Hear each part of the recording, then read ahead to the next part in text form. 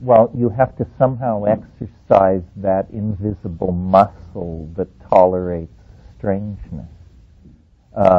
My brother had the notion of what he called extra-environmentalism.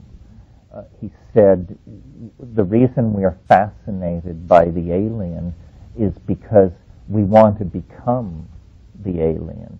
And the alien, this is this thing I keep coming back to about the need to graduate from culture. I mean, I'm really into this. It's not about recovering your Irish, Jewish, Slavic roots. We're beyond that. It's about discovering and acting from your uniqueness and not defining yourself as a member of a class or a category. That's a print-created mental error. Things like racism, sexism, all these forms of averaging and leveling are sloppy forms of thought. Have you ever noticed that race, for example, is a quality that adheres only to large groups of people? To speak of a race, you have to have a bunch of people. It's not a quality that adheres to an individual any more than an individual water molecule is wet. Wetness is something that only emerges when you have millions of water molecules. And yet, and I think this is a print-created phenomenon, this overuse of simple categories is a kind of genuflection to the simplification of the world that takes place through print. So, for instance, we analyze social problems through the use of the category class. We say, well, the ruling class is screwing the lower class, or the working class isn't getting its fair deal. This kind of gross oversimplification makes the solution to problems almost intractable, because the objects that your model seeks to manipulate, classes, is an illusion in the first place. And we see, I think, in the 20th century, the bankruptcy of this kind of thinking about human problems. A friend of mine says of mushrooms that every time he takes them, the goal is to stand more. To stand more. And what is meant by that is, A, it ain't easy to go the limit, and that the thing is constantly able to challenge your categorical maps, no matter how advanced your categorical maps are. It can always raise the stakes painfully higher.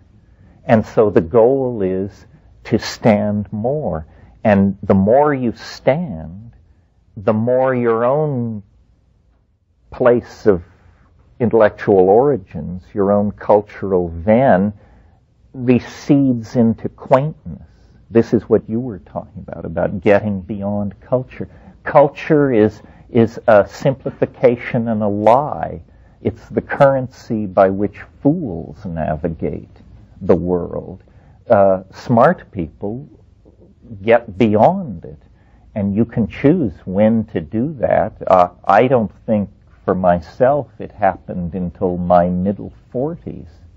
And then suddenly, because experience and maturation somehow found each other and carried me forward, I began to think like this. Before, I was, in a sense, a true believer.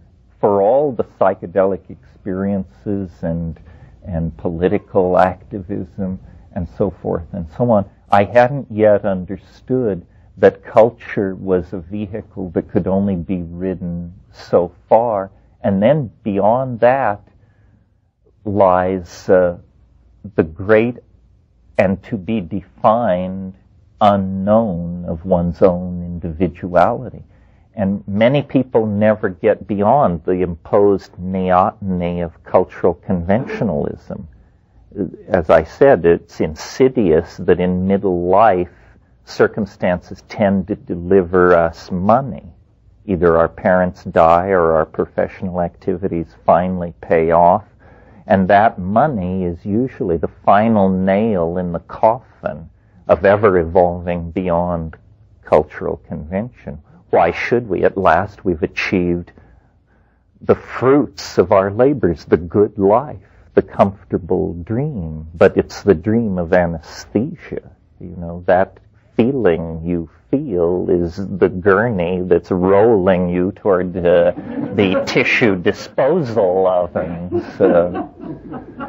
Anyway,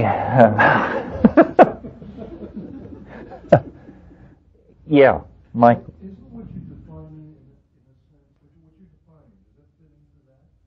Yeah, it does. I mean, you're right that cool, then, if you aren't cool, you go to incredible lengths to achieve it by ersatz means, by buying $3,500 sunglasses and getting tattooed, and, you know, but it can't really be faked. But the whole engine of marketing is designed to make you think that it can be faked. I don't know if I'm cool or not, but I am incredibly resistant to any effort to make me think I'm uncool. In other words,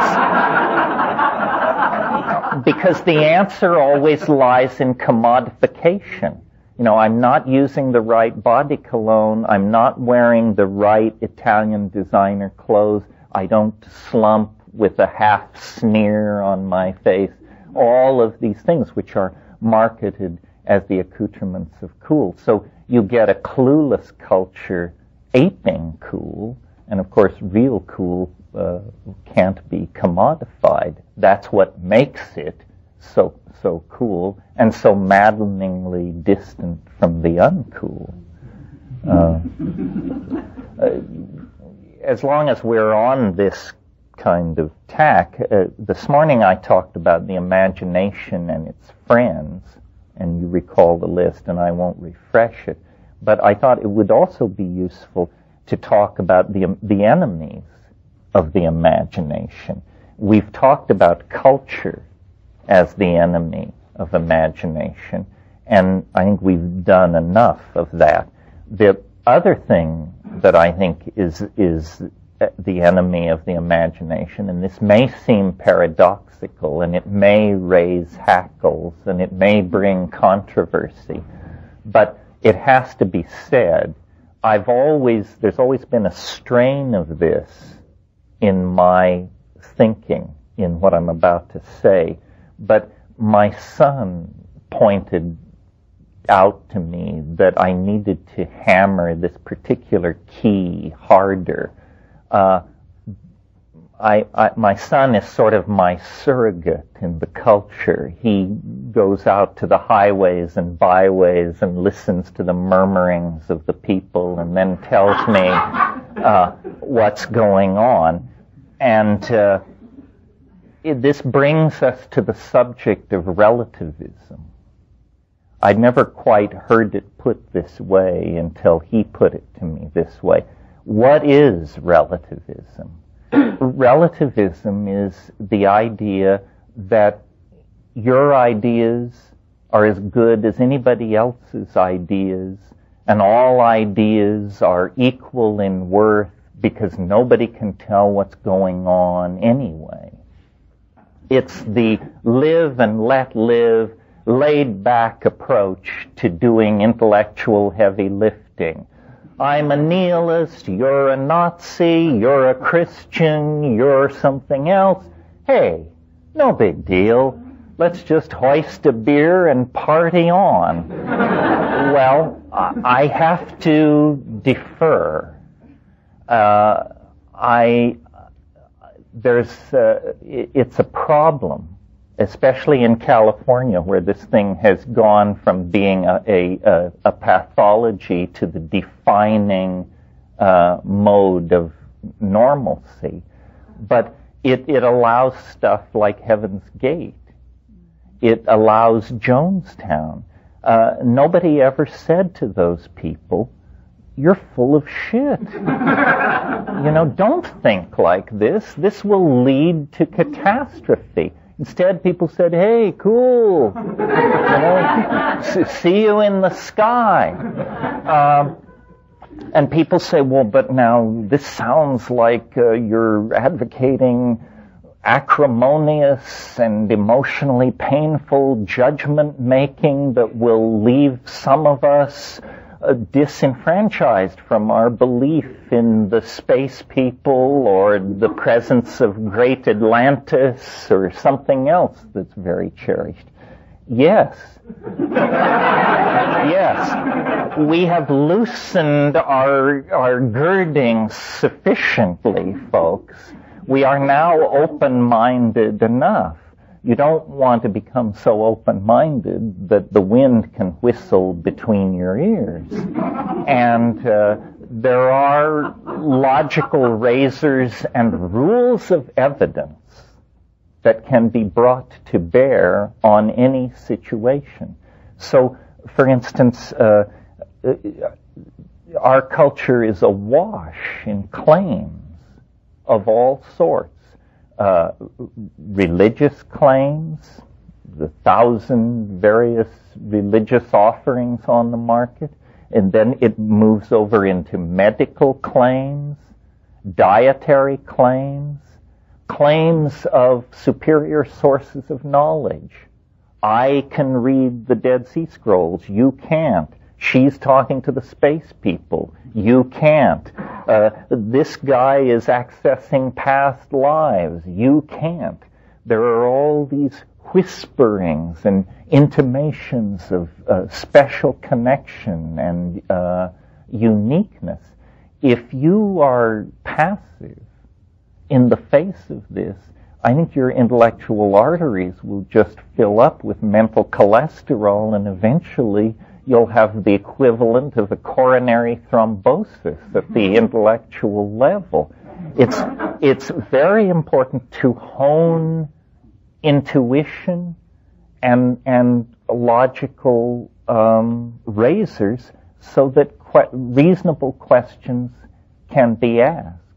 And it may break the mirrored surface of we're all in it together, the illusion of community maintained by nobody ever criticizing anybody else.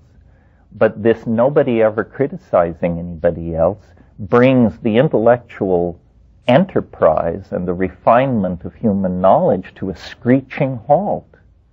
The way in which the intellectual enterprise moves forward is by being critiqued, analyzed, subjected to tests. And,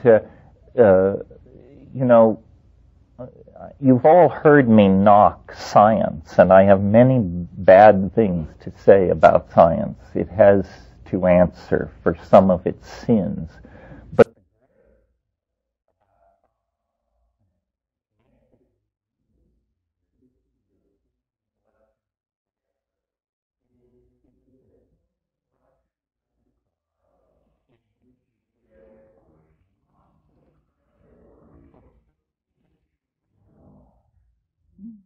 scientists really respect each other for proving that they are wrong. If you have a theory that you've defended for 15 years and then you publish a paper saying, I've been over it again, I've looked at the data again, and you know what, fellow colleagues, I botched it.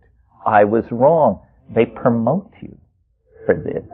They say, this is the essence of intellectual honesty. We know you do good work because we see how you trashed your early accomplishments.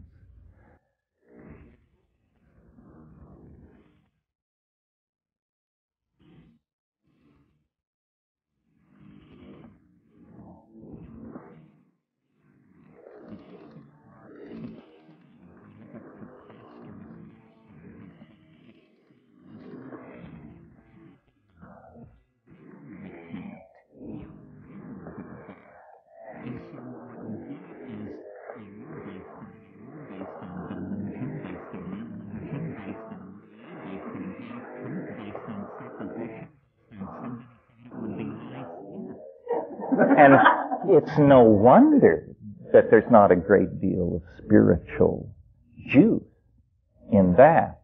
So I think there are many things to be said about science, that it has relied on probability to too great an extent and so forth and so on. These are technical issues, but in our personal lives, it's a wonderful thing to take as a model. Always seek the simplest explanation. This is called the principle of parsimony, otherwise known as Occam's razor. Sounds very fancy. All it means is always prefer the simplest explanation. Try the simplest explanation first. If it fails, complicate it as little as you have to go to the next level. But we live in a culture where the simplest explanation is never accepted. Somebody sees a light in the sky. Immediately, it's a UFO invasion. The possibility that it was a meteorite, a piece of aircraft in trouble, something like this, is not entertained. And so consequently, people's intellectual lives become incredibly baroque, but unanchored in the world of observation and reasonable discourse. And God knows the world is so tricky that without rules and razors, you are as lambs led to the slaughter. And I'm speaking of the world as we have always found it. Add on to that the world based on techniques of mass psychology, advertising, political propaganda, image manipulation. There are many forces that seek to victimize us. And the only way through this is rational analysis of what is being presented. It amazes me that this is considered a radical position. I mean, this is what used to be called a good liberal education.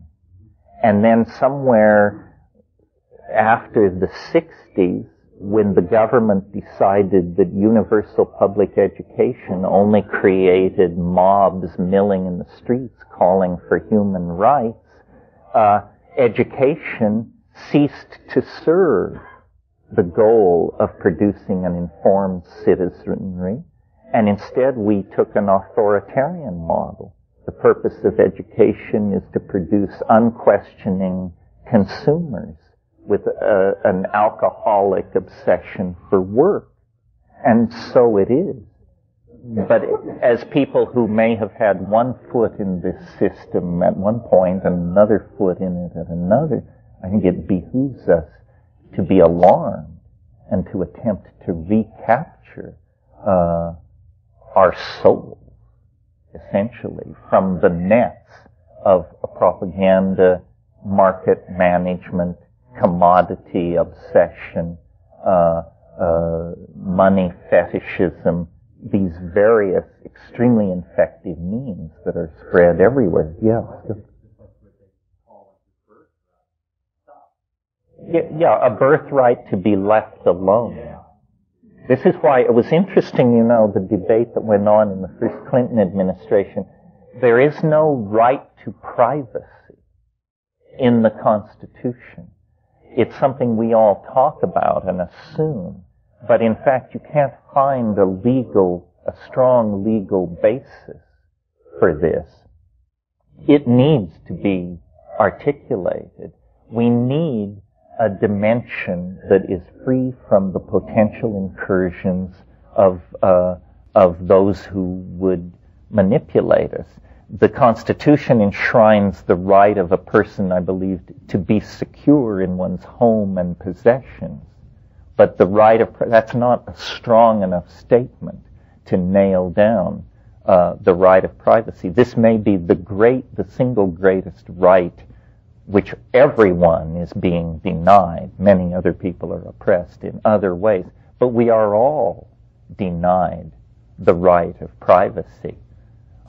Interestingly, years ago, when I got divorced, at some point in these proceedings, you have to file some kind of a court document. I guess it's an intent or a declaration to divorce or something. Within 5 days, my mailbox was crowded with invitations to join singles groups. And it was very clear to me that people were going over these court records and getting the names of guys between ages 30 and 50 who were filing for divorce and hitting them before they got home from the courthouse with invitations. And it's insidious that we are accessible to this kind of manipulation and seen as victims. I mean, here's a tremendously private, personal tragedy. But for a whole segment of society, it's not a private, personal tragedy. It's a marketing opportunity. You have pain, we have answers. Yeah, somebody over here. I've been a victim of it. Well, yes. I mean, for example, before drugs were an issue, if we take a subset of the population like white college students, this was without contest one of the most law-abiding subsets of the population. White college students are more law-abiding than white stockbrokers or almost any other segment of the population you can name. But if you turn cannabis into a Schedule I drug, a felony, suddenly all of these people who never felt inspired to dissent, never felt the heavy hand of the government, are automatically members of a criminal class. And what this does is both radicalize the people so persecuted and in a feedback loop of paranoia drive the government then into a frenzy of trying to penetrate, understand, and control this minority group. The idea that states of mind are matters for legal manipulation, it's amazing that discussion is even taking place in the democracy founded by Thomas Jefferson. How does it happen that American conservatism, which used to stand for the free market economy and a laissez-faire attitude toward life, becomes instead the purveyor of the most draconian and invasive approach to social management ever conceived of? And what I'm talking about is the piss test. The idea that any civilization would tolerate that level of invasion into the lives of its citizens, and that those who would advocate it would dare to call themselves conservatives. In the whole Marxist episode, nobody ever was asked to piss in a cup in the Soviet Union or Mao's China to establish their loyalty to the government or the corporation, and yet that went down here with barely a murmur. Yeah. Yes. Yes, for parents. Well, this is a society based on paranoia. I can remember in the 50s when we were being dinned with the evils of communism, they would tell you, finally they would reach for the most outlandish bummer they could imagine, and they said, in Russia, children are encouraged to report on their parents if they criticize the government. Well, my God, now in America, if children report on their parents and the parents are dragged away to prison, the mainstream straight people stand up and applaud. This is a wonderful example of the nuclear family functioning at its maximum best. Program that's being... Oh no, there are numerous examples of this. I don't know what to say about this. I don't have any. I despair of right-wing, left-wing political solutions. I think everybody is so corrupted by the agenda of capitalism that it's amazing that we have any rights at all left. And, thank God for Jefferson and thank God for the Constitution. Every time I go to England, it just gives me the absolute willies. I mean, these people have no constitution. If you get into some kind of complicated wrangle in England, the old boys club, guys in powdered wigs in locked rooms decide what happens to you and your fate. And England is not exactly Tajikistan. We tend to think of it as a source of democratic ideals. But in fact, in the absence of a written constitution, it's just what the establishment says the law is, what the establishment says it is. Yeah. But what are you going to do about it? I mean, to convince the Heaven's Gate people that what they believe is bullshit. Well, first of all, let me say I'm a member in good standing of the ACLU, and they saved my ass in Los Angeles. I don't really see the contradiction. We cannot abandon culture completely. One could. In other words, it's perfectly clear to me that because of psychedelics, if I started eating mushrooms and didn't stop, I would in a day or two have to move up onto the ridge and I would begin to browse on the local flora and in a week or so discard my clothes, and in a year or two my eyebrows would grow down along my face, and I would be like the monk on Cold Mountain. I could do that. You could do that. Once you find psychedelics, there's nothing that stands between you and a complete checkout from your cultural heritage. The only cost to you is the complete abandonment of everything you've ever known and loved. And if you can give that up, these monkish people, these fuzzy people, these people who hang out with dragons in the clouds, you could become one of them. Most spiritual seekers drive whatever spiritual vehicle they've rented with their foot on the gas pedal. Once you get to psychedelics, you begin asking, where is the brake? Because you have now the power to transform yourself. If the search was for power, you found it. Now, but you see, searching for answers is the position of an ingenue. It's the journey of the fool.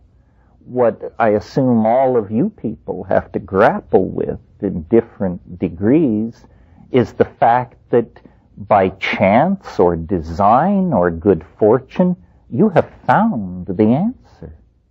Seeking is over with in this room. But what you have to do now is a much more demanding and grown-up thing. You have to face the answer. And you have to take the measure of yourself against the answer. You said you wanted to ascend into the dragon realms. You said you wanted these spiritual realities to become vivid for you. But now there's nothing between you and it except the decision to make it happen. And where do you come down on that? So when I push things like extra-environmentalism and critique of culture and all that, I mean it in a very wussed out sort of way. If I really meant it, I wouldn't be here saying it. I'd just let you all figure it out yourself, and I would go off and be a legend, and you could follow me into it if you wanted. I love things about the culture, but I define this loving of things about the culture as a kind of weakness. I'm not proud of the fact that the highest I can get is to teach at Esalen. I'm not at all proud of the fact that that seems to be where I top out. Had I greater courage, I would go further. But I don't. So I'm hoping that you people, my graduate students, as it were, will sacrifice yourselves on the pyre of going further and report back. The thing is a paradox, and you either live with the paradox, I think, and that contains a certain amount of hypocrisy, and hypocrisy was a word we used earlier, or you become so individuated that from the point of view of everybody else, you're mad. And I've been that, too. And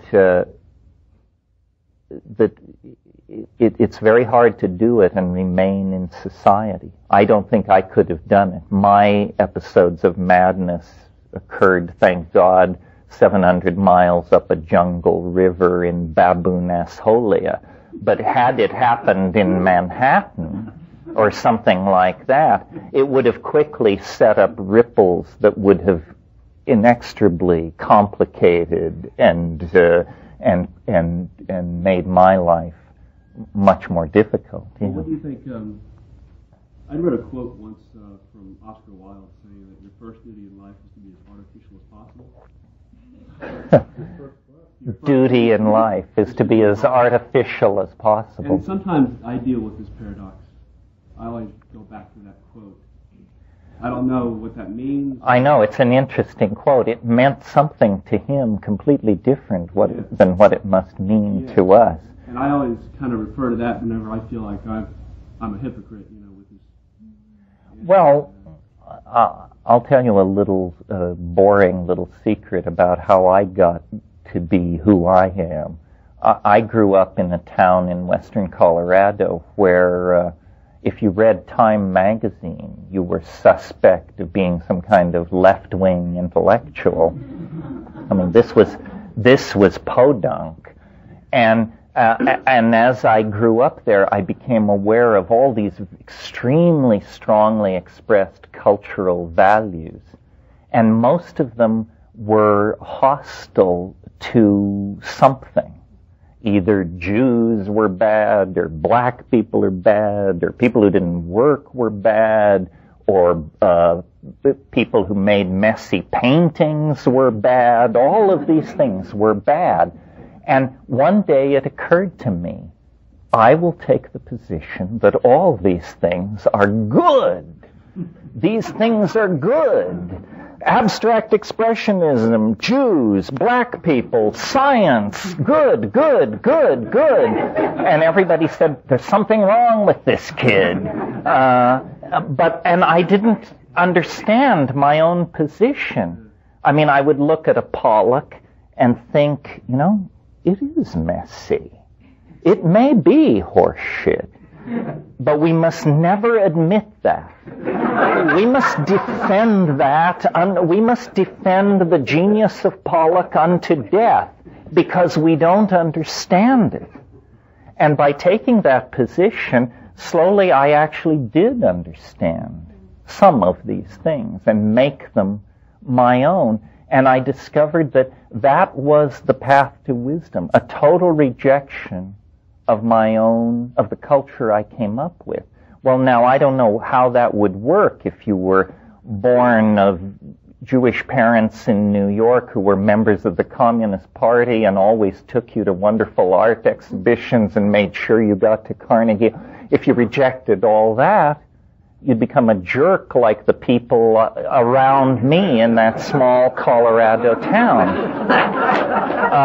So this is not a fail-safe prescription. But in my case, by an embracing of everything artificial and antithetical and opposed by and sneered at by the people around me, I made my way to, real depth, real worth, real culture.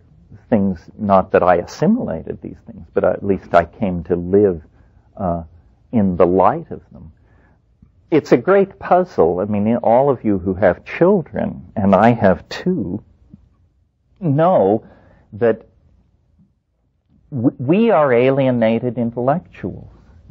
I mean, broadly speaking, this is what we are. We are alienated intellectuals, and so we bitch about the government, and we critique the monetary system, and so forth and so on.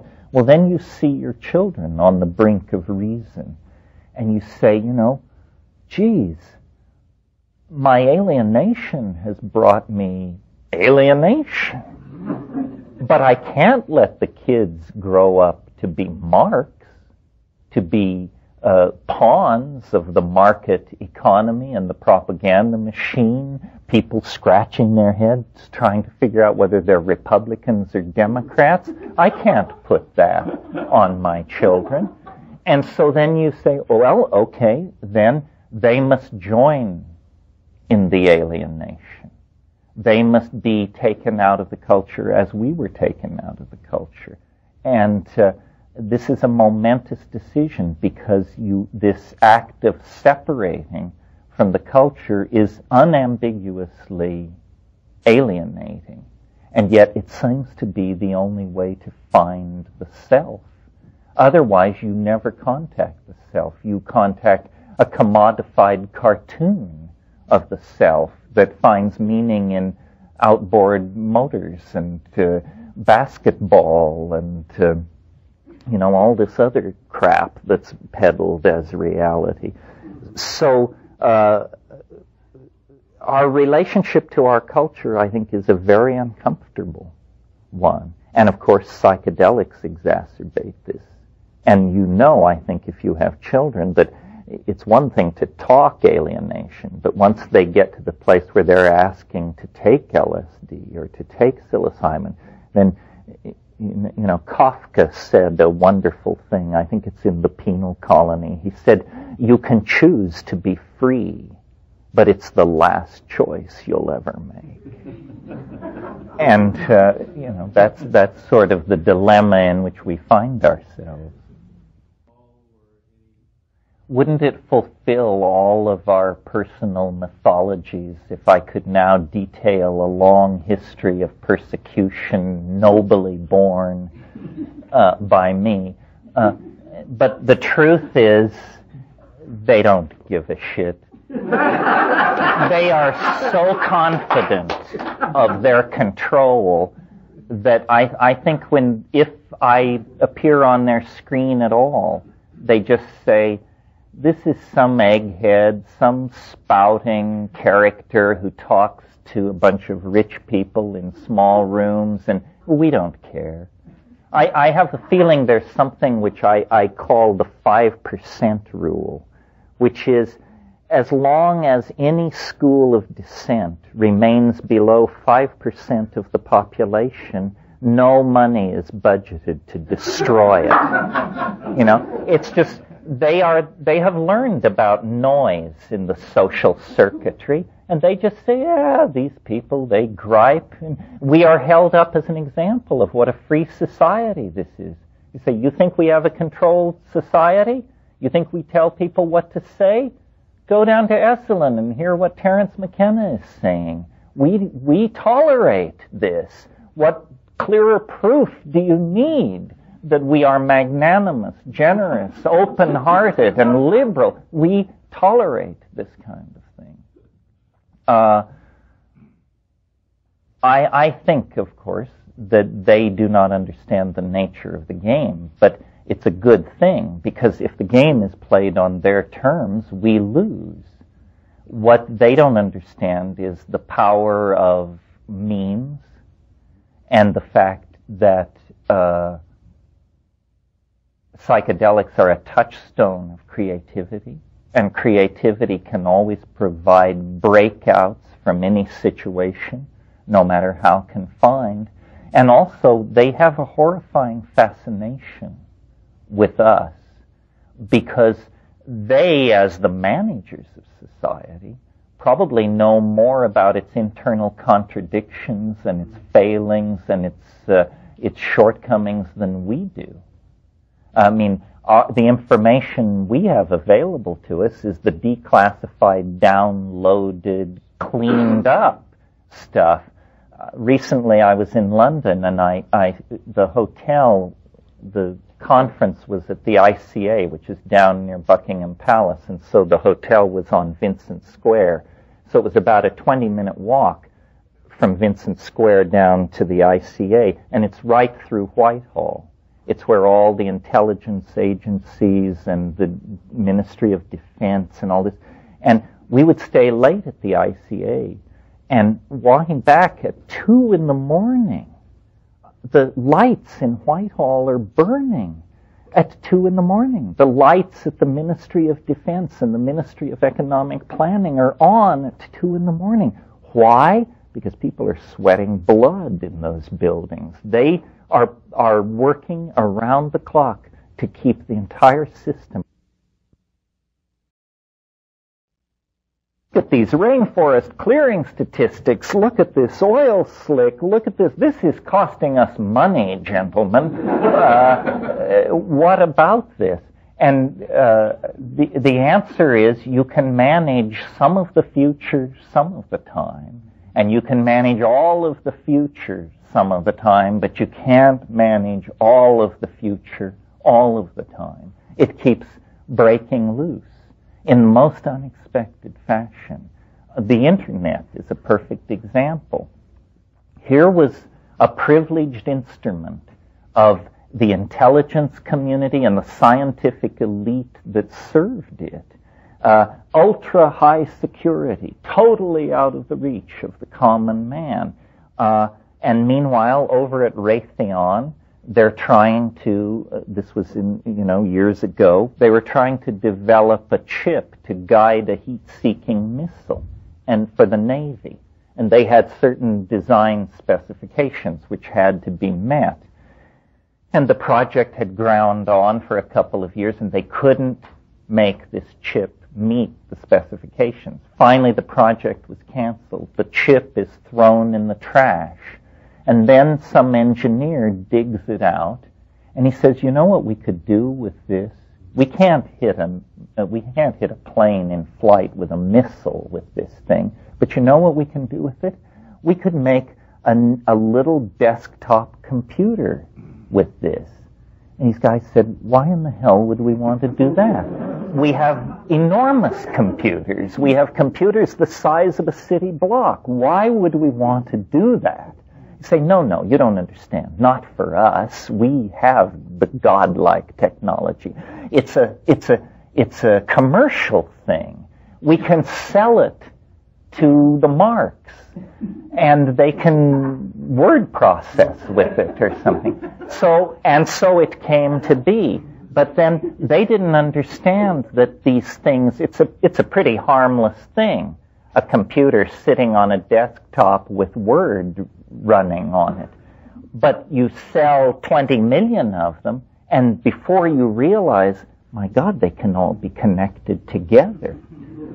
And then people just plug them in, and an entirely new beast springs into being. A technology so powerful that the head of the CIA 10 years ago didn't have that kind of access to information, that kind of access to real-time imaging, that kind of access to econometric data and that sort of thing.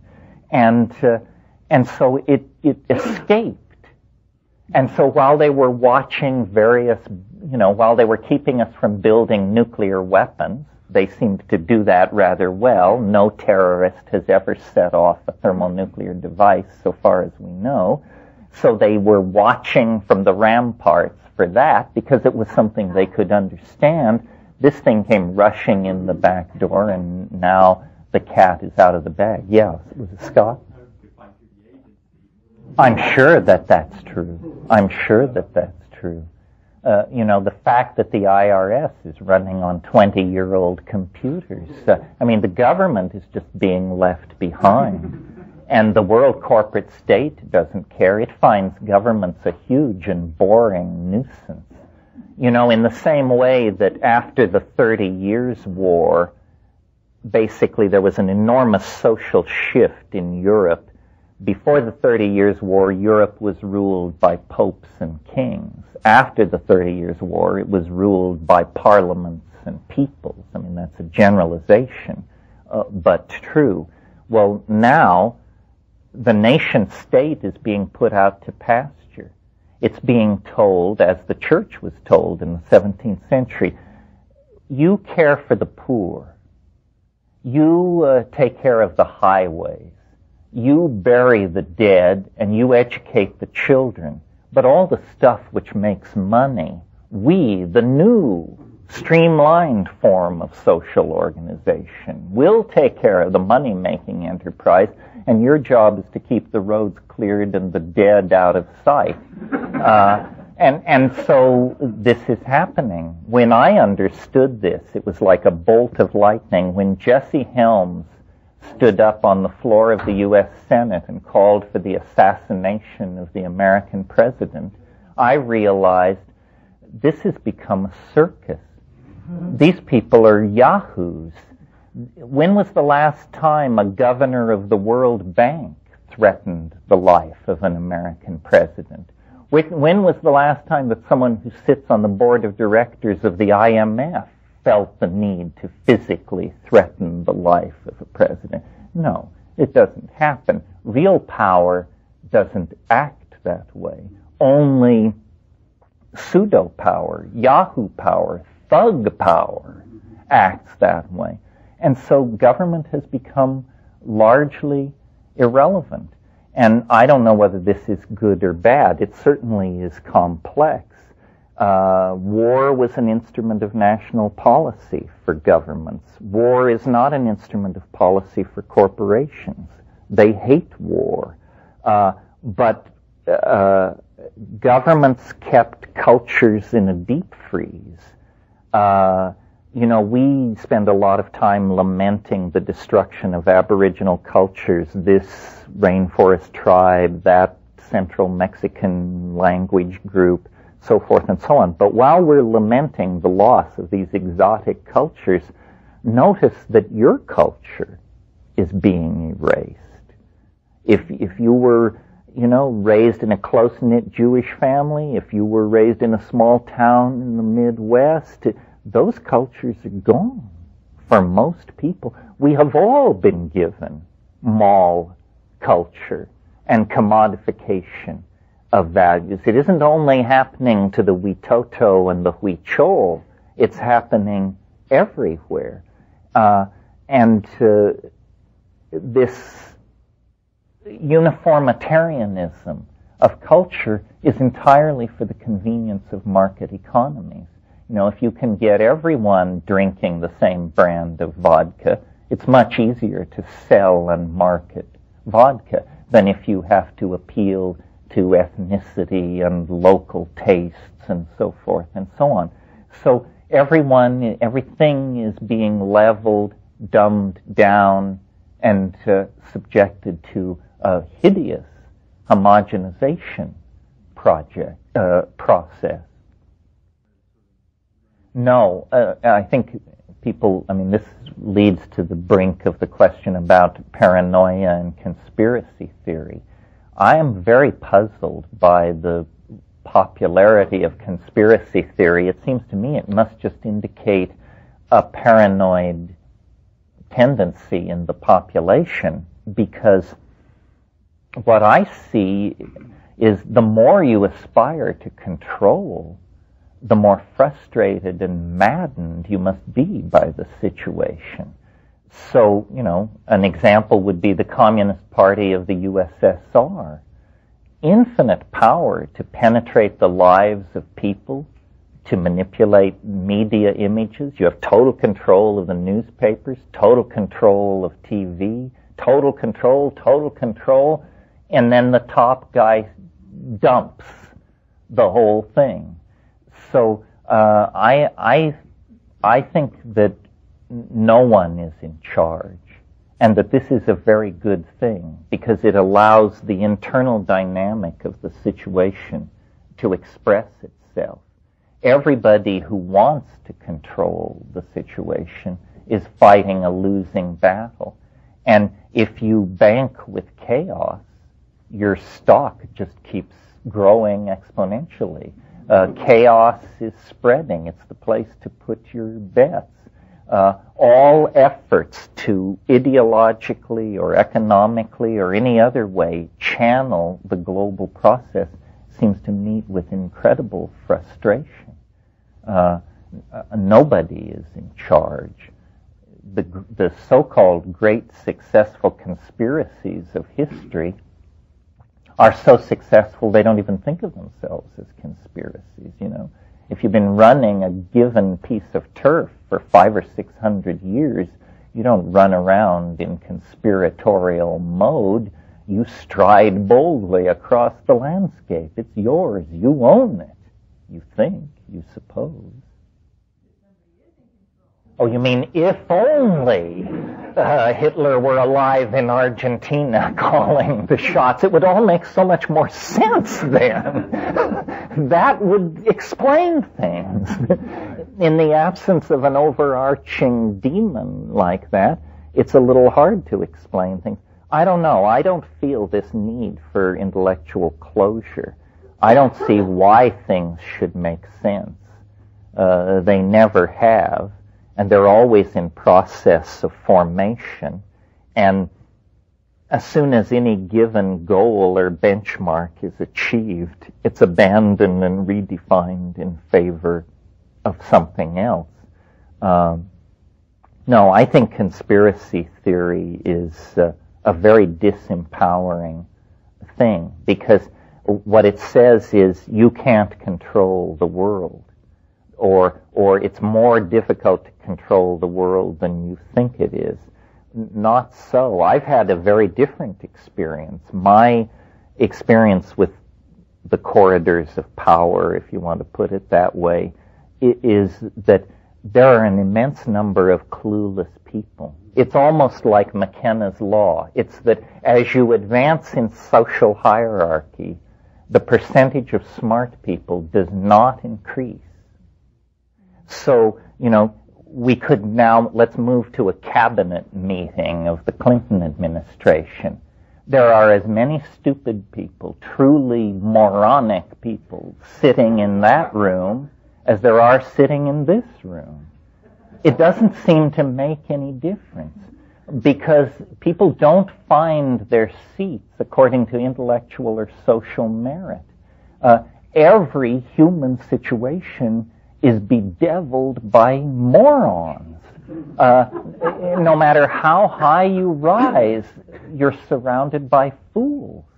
And you're lucky if you're not one of them. I mean, that's the basic thing to try and guard against. And the other thing is, at the top, it's remarkably empty. You know, you think, if you've never been there, that toward the top of the control pyramid, there must be many people standing in line, eager to take the helm, eager to make big decisions and establish their reputations and do whatever they do.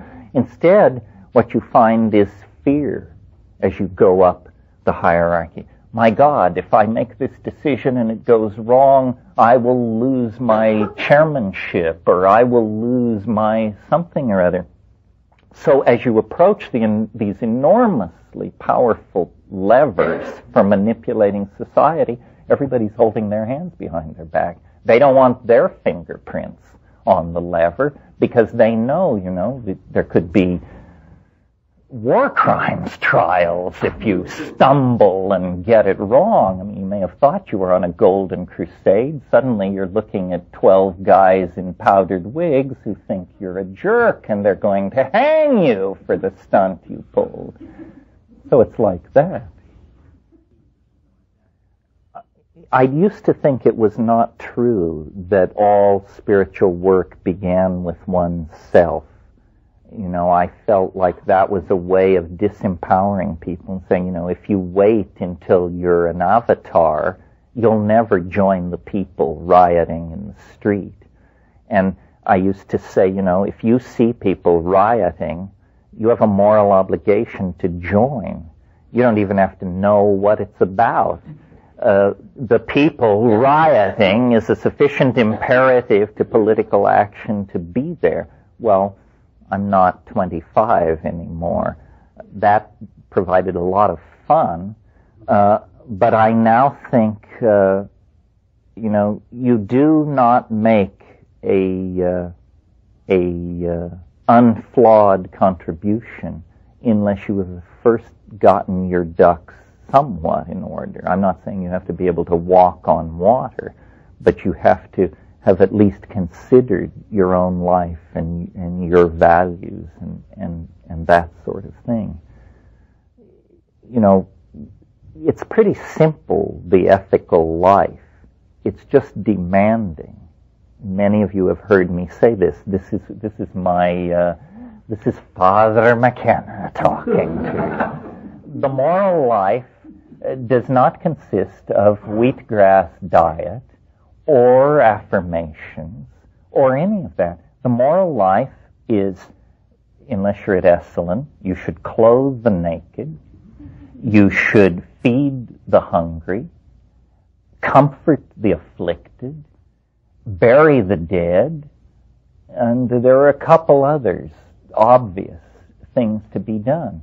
It's not about how many prostrations you do or what lineage you've associated yourself with or how much cholesterol is in your diet. And somehow we have confused the ethical and moral dimension with the dimension of physical practices.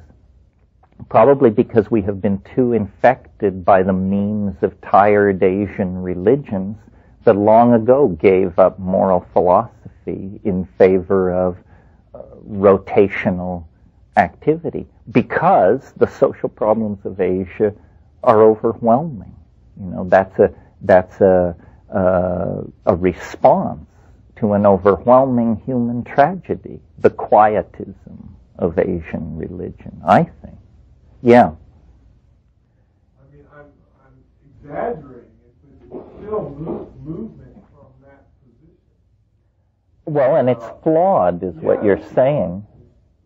Yeah, I agree. I mean, the person helped by that person is still advanced, but the whole system is not served by misguided do-gooderism or the large noblesse oblige is an insulting attitude to take, because, the real nature of the human condition is that we're all in it together. This is one of the reasons why I am so hostile to all forms of spiritual hierarchy. I have never seen a truly superior person, I don't believe. And if I have, they were so humble and self-effacing that they never would have claimed that superiority as their own. If somebody tells you they're a superior person, my God, they're automatically to be taken off the active list. That alone screws the pooch right there. And it's tremendously disempowering. The mushroom said to me once, and I've said it to many of you many times, it said, if for one human being to seek enlightenment from another is like a grain of sand on the beach seeking enlightenment from another. Don't you get it? It's the same flesh. It's the same flesh. Nobody knows anything you don't know, and even if they do, it's not your knowledge, so what good is it doing you? The idea that it's okay for you not to understand mathematics or not to play the violin because somebody else does it very well is a complete cop-out. You will be held responsible for what you know and what you can do. And using the excuse that you lived in the same world with Jascha Heifetz is not going to get you off the hook of not knowing how to play the violin. I say this as someone who does not play the violin. It's fun to take responsibility. It's fun to test the waters. The hardest thing to put across to oneself and to other people is that the universe is a more friendly place than we have been told. Paranoia, culture is institutionalized paranoia. And it's very hard to decondition oneself from this. No matter how deconditioned you may think you are, there is more and more work to be done. And I think the essence of Taoism and why its roots in nature are so powerful is because what Taoism is saying is, if you will quiet your mind and if you will pay attention, you will discover that you are supported and cared for by the dynamic of the universe. This should be obvious by virtue of the fact that you're even alive. I mean, how unlikely is your existence? I put it to you, pretty unlikely. And yet, here you are. Well, do you just think it was the greatest series of well-rolled dice in history? That's silly. That's ridiculous. Probability would never have delivered us to this room this afternoon. Probability sculpted by loving intent has delivered us to this room this afternoon. Once you can sense that living intent and, make it an object of familiarity, that is the antidote to cultural paranoia and to the acceptance of your identity through imposed definitions by other people. And of course, psychedelics figure in here because they dissolve more dramatically and more effectively than anything else the cultural and linguistic and habitual assumptions that are masking that presence of Tao. It really is true, as the Bible says, you must become as a little child. That means you must become pre-culture. You must recover who you were before the engines of culture went to work on you and abused you and made you afraid and dumbed you down and distorted your values and so forth and so on. Yeah. So, in a way, you're saying that feeding into culture. Yeah, see, I think what's happened is at the top of the culture, it's profoundly intellectually bankrupt. There is no plan except to keep peddling stuff basically until the forests are gone and the ocean's polluted, and this is not malevolent. It's not malevolent. It's simply they are clueless. They have run out of steam. And so the answer is to try and keep the game going as long as possible with daytime TV, with casino gambling, with lotteries, with endless distractions, with pop culture fads, with cults of celebrity, with spectacular trials and gory mass murders and endless circuses, while the people at the top are saying, sooner or later the shit is going to hit the fan. Sooner or later the dam will burst.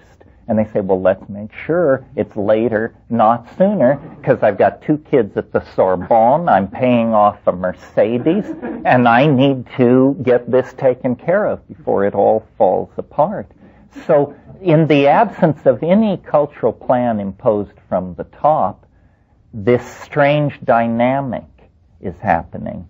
This has happened before in cultural history, where some huge enterprise like Christianity or patriarchy or something like that, after running its games for millennia, it just runs out of steam.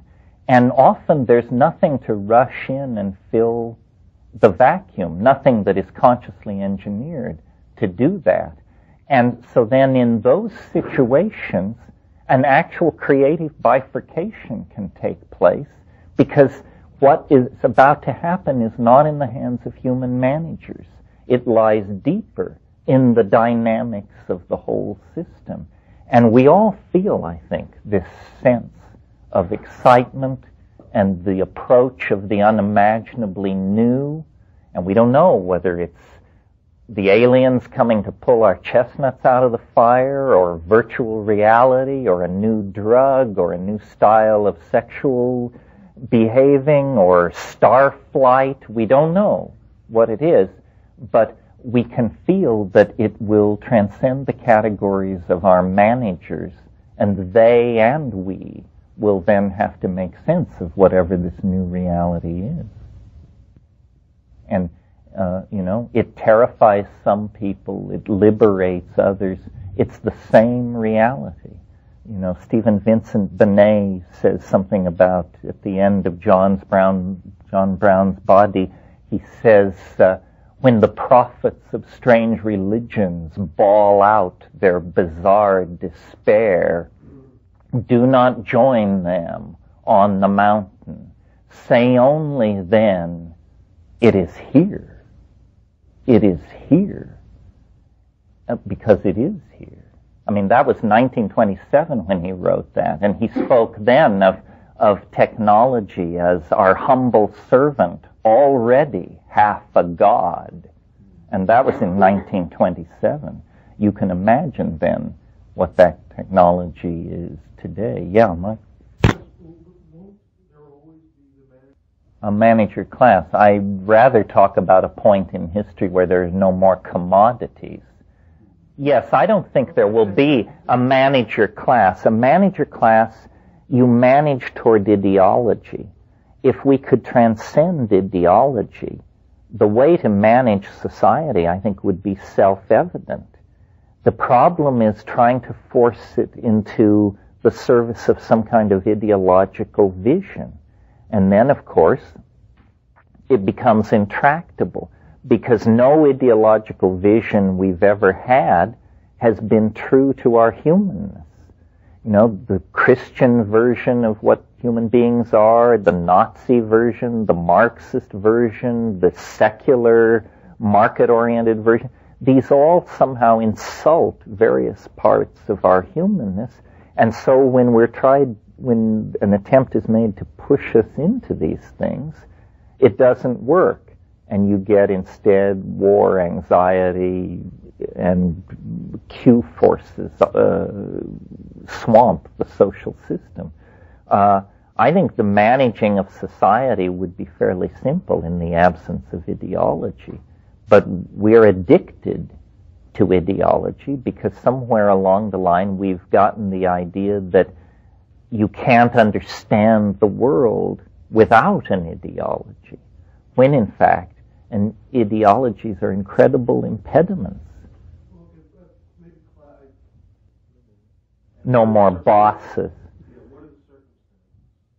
Well, I suppose as long as we are disparate entities, there will be hierarchies of control. That seems obvious. But it seems as though we are playing with the idea that we may not be disparate entities, or that we may be only provisionally disparate entities. We are a peculiar creature, somewhat, and we human beings, as a mass phenomenon, we're somewhat like a slime mold. We have a life cycle where part of our life cycle we appear to be completely separate individuals. But apparently in if you view our development over the past few centuries, we're entering into some aggregation phase, triggered by pheromones spread through technology. And we are beginning to create some kind of a superorganism. And the fear of some people is that once inside this superorganism, we will be forced into a permanent status as a sub-level of the hierarchy. In other words, you will have to give up your individuality and you will just become a kind of liver cell or brain cell or something in this organism. But I don't think this is the case. I think we have the unique ability to combine these two modes of existence. This is why we have this notion of society and the private reality of the individual. And probably in the domain of society, there will always be forms of, I don't want to say control, but management of the distribution of commodity. But the idea, I think, is to empower this other dimension, to spend as much time as possible in the individual free-swimming, free agent mode. In other words, not to see membership in society as a goal and a value to be conserved, but to see it as a necessary evil. You know, we need social organization, but in minimal doses. And when we go on a bender of addiction to social normative behaviors, then you get a psychic epidemic like National Socialism, where people voluntarily abandon their individuality to act in concert with some kind of mass impulse. This is extremely evolutionarily retrograde. It's not what we want to do. So I guess what I'm pleading for is an enlightened form of alienation, and not simply an emotionally driven alienation, but a strategically driven alienation. See, alienation can be used not to create neurosis, but to attain freedom. Creative alienation. Alienation that embraces itself as the source of inspiration. Nobody ever said it was going to be comfortable to be a human being and to ride one of these bipedal bodies from the cradle to the grave. I mean, it's an uncomfortable, but I maintain manageable situation. But you have to have the lights on. You have to have your emotional responses in order, your intellectual responses in order. You have to have garnered some sense of how we got to this situation, and you have to have some sense of the tools available to transform it. Yeah. Well, it's certainly true that the human classroom is the most untransformed portion of society over the past 200 years. I mean, we basically still pass on our cultural values to our children the way it was done 200 or 300 years ago. This may be changing. Again, I don't mean to make the internet the panacea of all problems, but it seems to me here is a problem that the internet can address, and you don't have to be a technocrat to see how it has enormous power, because education is a process on one level of putting correct information in front of people. And in the present form of education, the great choke point is the limitations of human teachers, who, while as finely and nobly motivated as they are, inevitably they pass on their own limitations to their students. In the presence of the internet, this is somewhat mitigated, and there's a great leveling going on in the educational process. The quality of information available to all of us, if we learn how to make our way to it, is orders of magnitude more dependable than it was a generation ago. I mean, we have basically traded in cultural illusions for hard facts. Did you want to say something else? Well, would you discuss because they are not Well, empire yeah. no longer function. No, McLuhan talked about this. He talked about what he called electronic feudalism, and he said that the rise of electronic media would bring a retribalization of culture, and that the nation state would completely disappear.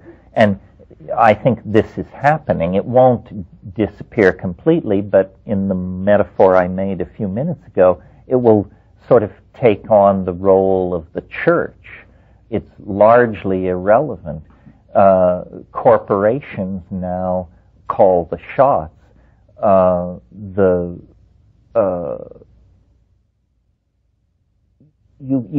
Print, you see, has what are called hidden biases, and it allows and in fact makes inevitable certain kinds of ideas that once you get outside the domain of print conditioning, these ideas appear, if not absurd, then at least simply provisional. And what I'm thinking of is ideas such as the idea that all men, apologies to women, but all men are created equal. This is a faith of print-created society. There's absolutely no evidence that this is true. In fact, there's considerable evidence to the contrary. But the argument against not believing it is that if we don't believe this, we can't have social justice. So we must embrace an obviously preposterous idea in order to achieve social justice. Why is this preposterous idea so attractive? Well, it's because print is linear and uniform. Every lowercase e looks like every other lowercase e. Therefore, if the world of print is made out of these interchangeable and equally weighted entities, so must be the society that practices print culture. So we get the idea of one man, one vote. Another example, a different example, is assembly of objects out of interchangeable parts. Before print, if someone made an object, it was a unique object. The idea of an object, let's say a water wheel or something like that, where if it broke down, you got in touch with the company and they sent the part, and you then took out the bad part, put in the good part, and the pump merrily proceeds. That's a print-created idea. Interchangeable parts. And so we begin to see that the conventions of the printer's shop become the conventions of an entire society, and how it does its politics and how it assembles its commodities are all dictated by the invisible assumptions of a form of media that nobody really looked at its potential effects before it was put in place. McLuhan saw that this kind of rational, linear, compartmentalized, uniformitarian culture would be completely broken up by electronics. And so it has come to pass. The great forms of print media are what are called one-to-many. A publisher publishes a book and many people read it. These one-to-many or top-down forms of media are perfect for controlling large numbers of people. You have the idea of the ministry of truth, where truth is something dispensed by governments and received with grateful upturned faces by bewildered citizenry that would otherwise apparently have no access to truth. This is madness talking. The new electronic media are what's called any-to-any.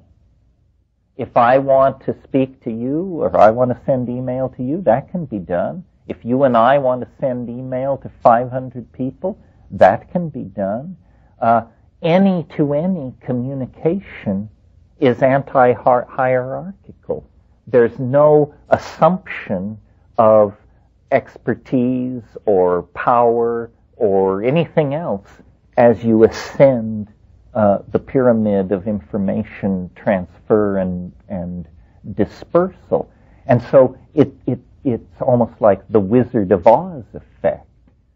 Suddenly people say, you're not all powerful. You're not the wizard. You're a fat man in a stained overcoat pulling levers behind the scenes. And then the whole illusion drops away. The illusion of leaders, of privileged ideologies, of special forms of understanding.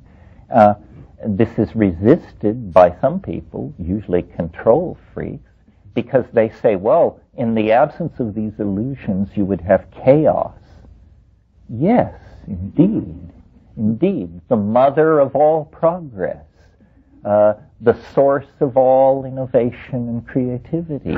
The wind that blows the ship of paradigm shift. Chaos. And the idea somehow that the human mind should interpose itself between society and this expression of chaos is just an illusion of control freaks.